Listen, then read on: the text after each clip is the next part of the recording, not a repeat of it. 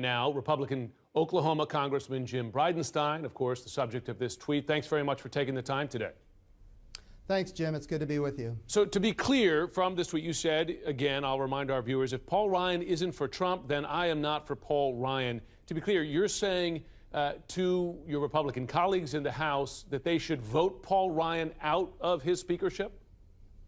Actually, that's not what I'm saying at all. What I'm suggesting here is that the stakes of this election are extremely high, and we need all Republicans to be united. That's my objective here. We have so much at stake in this election as Republicans that now is not the time to be fighting amongst each other. Now is not the time to be backing away from our nominee. We have very serious things at stake. For example, but let me ask you before you go there, because I want to be clear. Your tweet said the words, "I'm not for Ryan if Ryan isn't for Trump." Does that not mean that you don't support the House Speaker of your own party? Well, you have to read the entire tweet. It says, given the stakes of this election, if Paul Ryan is not for Donald Trump, then I'm not for Paul Ryan. It's an if-then statement. So you're saying are you giving Paul Ryan effectively a chance to come around and support Donald Trump? Is that what you're saying?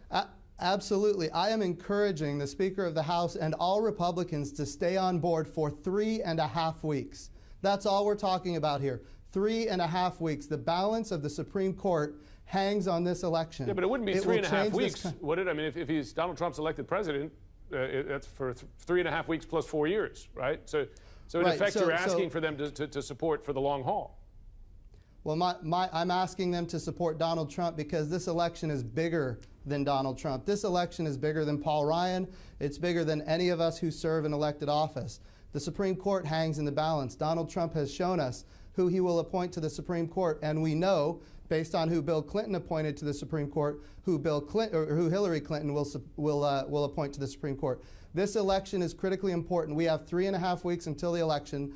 I don't know who's going to say what or what might have been recorded in the past. We've got 3.5 weeks until this election. Republicans need to hang together, and I am encouraging all Republicans to stand strong and stay with our nominee so that we can win this election. Let me ask you this, because Paul Ryan's position effectively, he still says he's endorsing Donald Trump, just that he will no longer defend him for things like the offensive tape and also not campaign with him. So still endorse him, but not campaign with him, not defend him. Is that a fair balance in your view? Well, I mean, I think what we have to do is recognize that Donald Trump is the nominee of the party, quite frankly, because Republicans have been ineffective at pushing back on this president. Now that Donald Trump is the nominee, we need to support him to the end to win, because this election is too important. Obamacare is on the ballot in this election. A secure border on the south side of the United States is on the ballot in this election. Donald Trump is our nominee. Hillary Clinton is not the person that is going to defend the Republican values that we hold dear. Let me ask you a question about Republican values. I'm just curious, from what you heard on that tape, Donald Trump's comments about women and seemingly saying that he committed sexual assault or touched women without their consent, is that consistent with your party's values in your view? Absolutely not, and his words were absolutely horrible, and nobody disagrees with that.